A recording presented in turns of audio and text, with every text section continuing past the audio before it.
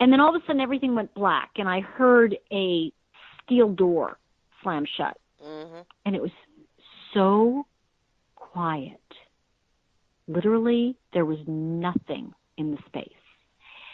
So what happened for me was, in that moment, I was like, this is really cool. And all of a sudden I felt like almost like a tractor beam pulling me straight up. And as it was pulling me up, I was like on my back, almost being pulled up. And I was like, this is so peaceful. And in the distance, I saw like the white light that people talk about. And it looked like shadowy figures moving back and forth. And I was so peaceful. And then all of a sudden, I went, wait a minute, I'm not breathing. And I didn't hear my breath. And I went, no, I got stuff to do. And I started fighting. And as I was fighting this energy, all of a sudden it was like it cut me loose. And I went flying back into my body and like literally sat up and, took a deep breath. And everybody was like, oh my God, and like. But as a result of that, that it's something, you decided to move to Los Angeles and you reconnected with a friend and you began to channel through a voice that spoke to him, was giving him inspiration. And you say you recorded 20 cassette tapes about energy and timelines, right? So yes, I did. Was it that experience that made you able to connect higher to spirit and channel information, or did you have that ability before? Well, I always had an intuitive ability, all right? I was always kind of like into the woo, and I was always like that person. I always loved cards and all that fun stuff. After that experience, and I did that whole time period with that person, channeling that information, I recognized that something was moving through me. And it was soon after that the angels started telling me these stories, these fables, which ultimately became the chakra wisdom cards. Yeah. Because they came out as fables first. Right. And they came from spirit and through inspiration. Definitely. And it may have been that almost out-of-body or near-death experience, that because when people come back, I've interviewed many, many people, they come back with enhanced spiritual gifts and an awareness to work and to create whatever it is in their gift to help people and themselves to grow and evolve. So that's a very good story. Now let's go on to what is the difference between an oracle and tarot card? Because your cards are chakra wisdom oracle cards. Right. Well, first of all, tarot is just always tarot. In other words, there is no deviation from that. There's always 78 cards. There is always a major and minor arcana. And the minor arcana is where our original playing cards come from. So we look at our playing card deck, which is 52 cards. The only card missing from our playing card deck is actually, it's very interesting, the page, which is in the minor arcana, is missing from our playing cards. And the page is actually the spiritual messenger, the angel in the deck. So it's very interesting that they took out the spiritual messenger for the playing cards. Interesting. Then there is, I always thought that was interesting. And then the actual journey, the Fool's Journey, is 22 cards. And that is what's called major arcana. Now, they're major because they're more, I would say, life lessons or major events. Whereas the minor arcana, while they can also indicate major events, they really kind of go into more detail in the day-to-day things. So you will always find in a traditional tarot deck, 78 cards, there'll always be a death card. There'll always be a tower card. There'll always be. The thing is that a lot of tarot developers take liberties and change the name. So death may be, reincarnation in some decks. So the idea is that the tarot is always that structure. In other words, it's like there's always a New Testament and Old Testament. You don't change it. It's like that. Unlike an oracle deck, which an oracle can be based upon anything that is true to the person. Like, for example, my friend Colette Barron-Reed has a lot of oracle decks. I have an oracle deck. Oracles are really based on something. So it will have a through line when you look at angel cards. Most oracles are really more on the original channeled side. They're more along the lines of like what you do and I do. Yes. They're a lot more individuated to the vibrational energy of whoever owns it. Mm-hmm. So, I think, for example, the chakra wisdom cards, what really differentiates them is that, 30 years ago, I had these angels visit me, and it compiled the deck, which became the chakra wisdom oracle cards. But the story of that, the journey of doing mastermind groups and meetings and people developing, the original fables have never changed. They've always been the same. Well, your cards have different characters and different, they work with each of the 7 chakras, and they have the colors, the red, the orange, and the yellow, and the green, and the blue, and the purple, that relate to different areas of people's lives. And each card has a character, and each card has a story, and each card is meaningful when selected by a person for what's usually going on in their life. Now, I have had card readings, and the readers have always been right on the money. But they're also downloading messages from spirit, like I do in meditation for a client, using intuition, not using the cards. But I do have a little small package of miracle cards, tiny, that were given to me by a client years ago.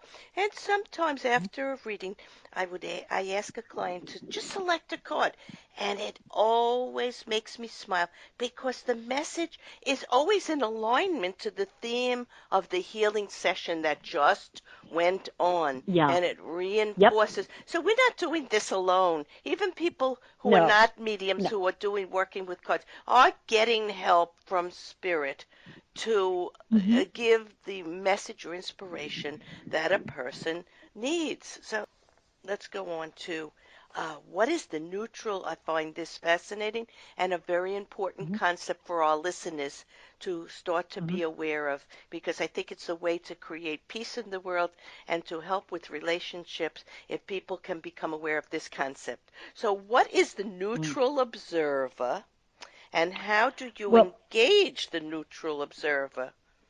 Okay. So just so you know, this is like, for me, the neutral observer is one of the most important concepts I teach. And when people get this concept, their life changes. I mean, it is a life-changing idea. Yes, I think and just so you know, this is in I don't know if you got this book, but it was in my 3rd book, How to Read the Cards for Yourself and Others, and it's developed in there. But I'm still going to tell your listeners what it is. So basically, I just wanted to let you know where it is too. But basically, the concept. Well, I know what observer, it is, and I think it's one of the most important concepts we're discussing today. So please go on. Yeah. Okay. So basically, if we back up to the story of it, one of the things I recognized is that neutral observer. Let me tell you what it's not. It's not being detached. It's not being unfeeling. It's not being uninvolved. It's very much involved. And what happened for me was it developed from, I know that you wrote the background, so I'm going to tell you this part. Basically, the background was at one time, years ago, I would get a notice from the IRS, and you could literally peel me off the ceiling, right? And I always joke in the stories that I tell, I said, from a little company with 3 initials, IRS. And, people would laugh, and I'd say, yep. And so inevitably those notices come on a Friday afternoon of a 3-day weekend, right? So you have a long weekend, and, I would just be crying and upset. I wouldn't even open it. I would dance around it. I didn't know what to do. And then, of course, you'd open it up on Tuesday, and it would say, you forgot to sign this, and it's like, really? I wasted 3 days of my life in panic? Most people do. Most people do. Yes. Exactly. So what I started to do was I started to develop and work with a technique that I now call neutral observer. And what would happen is I would get a notice from this company named IRS, and I would look at it and go, that's interesting. That's all neutral observer ever says, oh, that's interesting. Yes. And then as neutral observer, I would observe my feelings, what I was feeling inside. And I would say, that's interesting. I'm in upset. Now, I always say in upset or in anger because a feeling is a state I'm in. It does not define me. Mm-hmm. So I would say that, and I go, that's interesting. And now I'm going to do the dishes. And I would go off and do the dishes. And I would really take that time to really observe how I was feeling, because what came forward to me in this is how we relate to the issue is the issue. So my upset was the issue, not the IRS. And it was very interesting. So I got to a point where, I'd get a notice, open it right away, look at it and go, oh, okay, this, and this has to be complete. I'd call my accountant, I'd call the IRS. It became something where I knew what to do. And then you're going to love this story. When I moved from California to here to North Carolina, I moved to Asheville, I got forwarding address stuff, I got, and I'm not kidding, every day something went wrong in the IRS computer. Every day for 30 days, I was getting a notice from the IRS. We see you've moved. I literally laid them out and took a picture to show a friend of mine. And it was just talk about neutral observer desensitizing, right? But what begins to happen with neutral observer and the technique that really works is that when something occurs, I step back and I go, wow, I'm really in upset over that. Or wow, I'm really happy about that. That's good. And here's what began to happen. When I made less meaning of the highs and lows, I was able to enjoy them more. Yes. And what occurred to me with neutral observer was one day I had somebody say, well, I'm trying to be detached and I'm trying to be in the neutral observer. And I said, then you're not doing it. Because the truth is the neutral observer is very involved. You are in upset over something that occurred. Yet at the same time, you can breathe and neutral observer can say, yeah, you're in upset. And yeah, then but go I do think something else. I think the neutral observer feels but steps back, takes no action, and allows everything to unfold. So in staying calm and accepting, allowing, and surrendering, which are words in my book, The Living Spirit, we're actually flowing in life. And this, if people could get this concept and incorporate it through practice into their life, there would be better interactions. We might even conquer war. So I want to thank you, Tori Hartman, for sharing valuable insights for a clearer understanding of several tools, including chakra wisdom cards that help develop a greater connection to higher self and the universal laws of energy, so we may begin to access our intuitive soul wisdom and heal, manifest, and create the best version of life with help from spirit. We're not doing this alone. To find out more about how to read the cards for yourself and others, go to chakrawisdomoracle.com. In summarizing today's episode of Healing from Within, Tori has shown us that often events that happen to us guide us from a higher consciousness of spirit to improve the quality of our lives, leading us to invest our time and energy into learning skills that support our physical life learning experiences through a clearer connection to energy processes.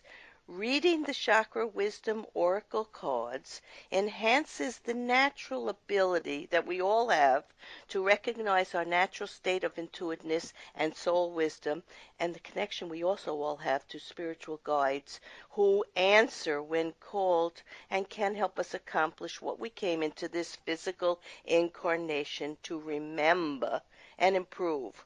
We may remember we are soul beings having a physical life experience in order to grow compassionately, lovingly, mature, and to refine our relationships, our love of life and all life, and to create or manifest whatever we need in order to evolve and help ourselves, possibly humanity, and of course, spirit wants our help also. So